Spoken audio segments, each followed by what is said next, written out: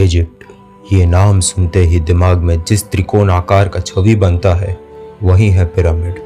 रहस्यों को छुपाए रखने वाला ये विशाल आकार, जिसके तह तक पहुंचने में कई इंसानों ने अपना जीवन व्यतीत किया है। आइए जानते हैं इस पिरामिड के बारे में।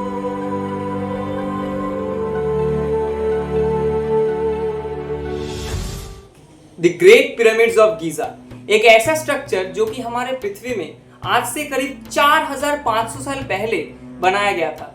ये स्ट्रक्चर्स इजिप्ट में नाइल रिवर के वेस्ट बैंक पे स्थित है। यहाँ पे 3 मेनली पिरामिड्स हैं जो कि जो वहाँ के पहले फेरोज थे उनके एज अ टॉम्ब बनाया गया था। और वहाँ का जो सबसे बड़ा वाला पिरामिड है उसका नाम है the great pyramid of Giza, जो इसे हम द पिरामिड ऑफ खुफू के नाम से भी जानते हैं। इस पिरामिड को फेरो खुफू के याद में बनाया गया था। इससे जो छोटा सेकंड वाला पिरामिड है वो फेरो खुफू के बेटे फेरो खाफरे के याद में बनाया गया था, और एकदम सबसे जो छोटा वाला पिरामिड है उसे फेरो खाफरे के बेटे फेरो मेनकारे के याद में बनाया गया था। और जो हमारा ग्रेट पिरामिड ऑफ गीजा है इसका हाइट करीब 146.6 मीटर यानी करीब अप्रोक्स 147 मीटर ऊंचा है, और इसका जो वेट है वो 6 मिलियन टन है।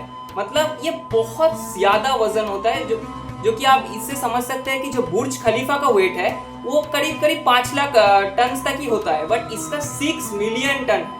और इस पिरामिड को बनाने के लिए मेनली लाइमस्टोन का यूज किया गया था।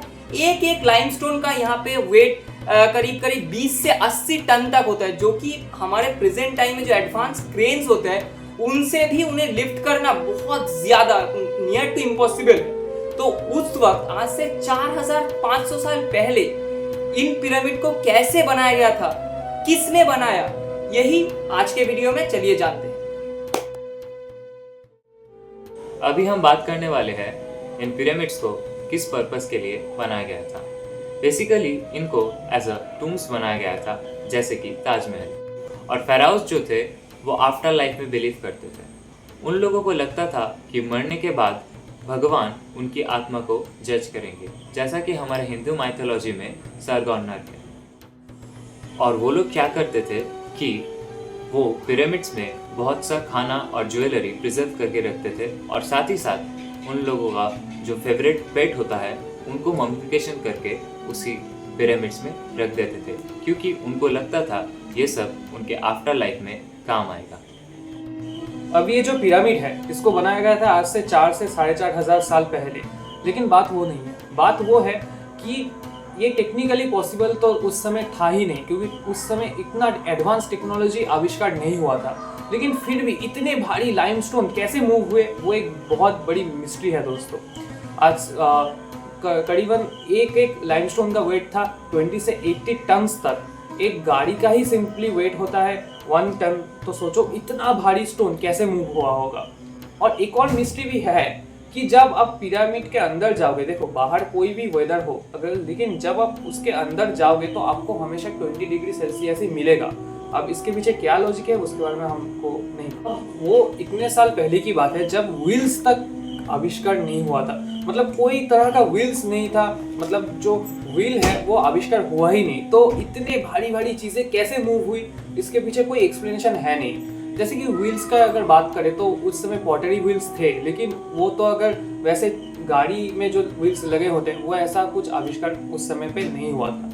एक और मिस्ट्री है ये बात कि अगर टेक्निकली भी हम उसको देखें कि अगर इस चीज़ को टेक्निकली बनाया गया होगा, लेकिन फिर भी इतनी भारी भारी स्टोन्स को मूव करके इतना स्मूथ अलाइनमेंट करके जो इसमें बनाया गया था, ये 20 सालों में बनाया गया था, जो कि टेक्निकली पॉसिबल नहीं है कि आप इतनी भारी भारी चीज़ों को इतना स्मूथली बनाओगे, लेकिन 20 सालों में वो क्रिएट नहीं होगा। अभी जो पिरामिड के चारों साइड्स हैं, ये चारों साइड्स चारों दिक को इंडिकेट करते हैं। तो ये एक बहुत बड़ी मिस्ट्री है, क्योंकि उस समय पे कोई कंपास था ही नहीं, तो इतना परफेक्टली इसको बनाना कैसे बनाया गया ये बहुत बड़ी मिस्ट्री हो जाती है। अब इसके साथ एक और थ्योरी भी है। रॉबर्ट बाबेल ने 1989 में एक थ्योरी पेश की थी कॉन्स्टेलेशन कि ये जो ओरियन बेल्ट के 3 स्टार्स हैं वो सेम तरह से इन तीनों पिरामिड्स के साथ अलाइंड है। जैसा कि हमने पहले बताया था, उस टाइम पे कोई व्हील इन्वेंट नहीं हुआ था, तो वो लोग कैसे इतने भारी भरकम ईंट ऊपर लेके जाते थे। इससे ही रिलेटेड एक थ्योरी है जो फिजिसिस्ट डैनियल बॉन ने पेश किया था। आपको स्क्रीन पे एक तस्वीर दिख रही है जिसमें पहले आर्कियोलॉजिस्ट को लगा था कि ये एक रिचुअल है, लेकिन बाद में डैनियल बॉन ने ये एक्सप्लेन किया था कि कैसे ये लोग इतने बड़े बड़े जो स्टोन्स है इनको ऊपर ले जाते थे। जैसा कि आपको स्क्रीन पे एक तस्वीर दिख रहा है जिसमें एक आदमी रेत पे पानी डाल रहा है। इससे हमें पता चलता है कि वो लोग रेत को गीला करके उसके सहारे वो जो हेवी स्ट्रक्चर्स है उनको खींच के ऊपर ले जाते थे।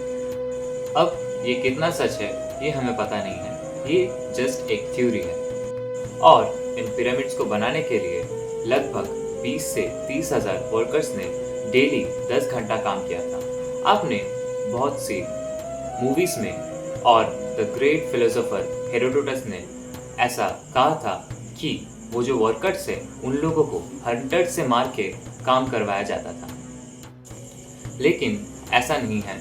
बाद में हमें रिसर्च में पता चला कि उन लोगों को जो आम लोग हैं उनसे भी ज़्यादा अच्छे से ट्रीट करते थे, उनको अच्छा खाना देते थे और वो बाकियों से बहुत स्ट्रॉन्ग थे। और वो लोग जो कंस्ट्रक्शन साइट है वो लोग वही रहते थे और वहाँ के जो फार्मर्स थे वो लोग भी कभी कभी आके उन लोगों को मदद करते थे। एलियन थ्योरी, इस पे अगर चर्चा करें तो ये बहुत ही एक अजीब सा थ्योरी है क्योंकि इसका कोई एक्सप्लेनेशन ही नहीं है।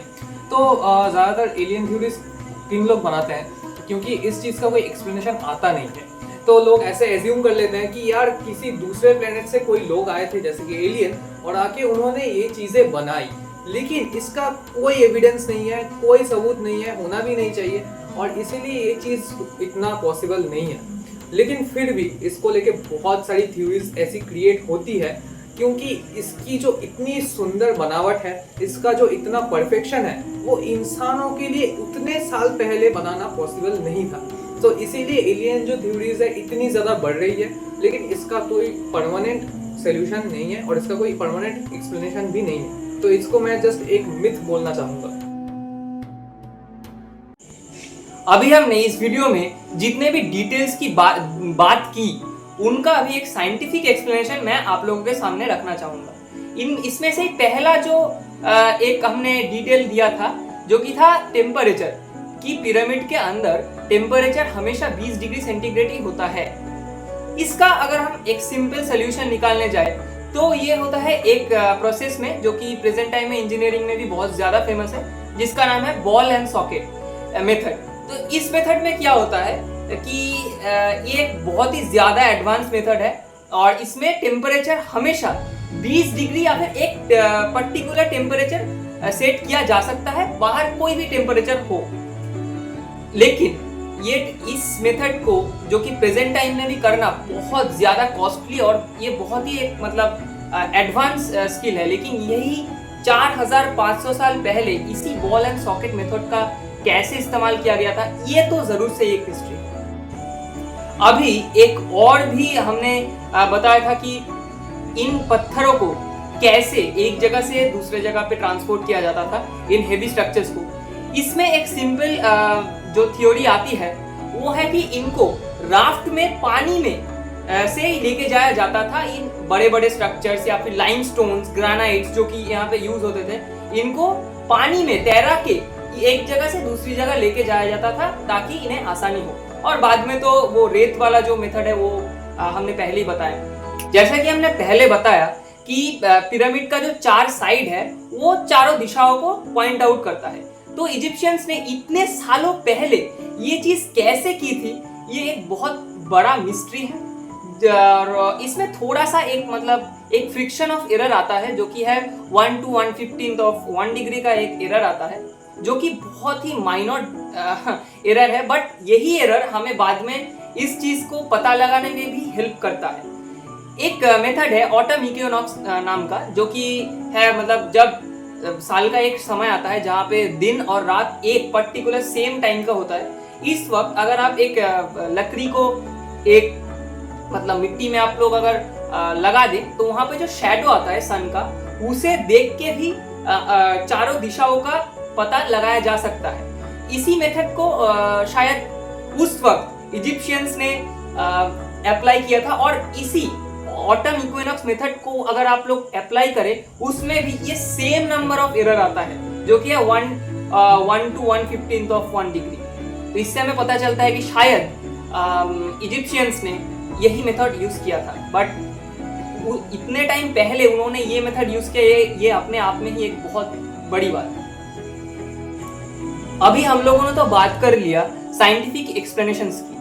अभी हम थोड़ा सा मैं बताना चाहता हूँ कि इन सब चीजों में ये बकवास जो थ्योरीज होती है जो कि लोग प्रेजेंट करते हैं, ये सब तभी प्रेजेंट आता है, या फिर कंस्पिरेसी थ्योरीज भी, जब हमारे पास कोई एक्सप्लेनेशन होता ही नहीं है। मतलब जो रियल टाइम जो इवेंट्स होते हैं या फिर कुछ भी, उनका जब हमें एक्सप्लेनेशन नहीं मिलता, तभी हम लोग ये सब थ्योरीज को पेश करते हैं, जो जिनका कोई असल में एविडेंस नहीं है, कोई मतलब इनका वजूद नहीं है, कोई आप इसे प्रूव भी नहीं कर सकते।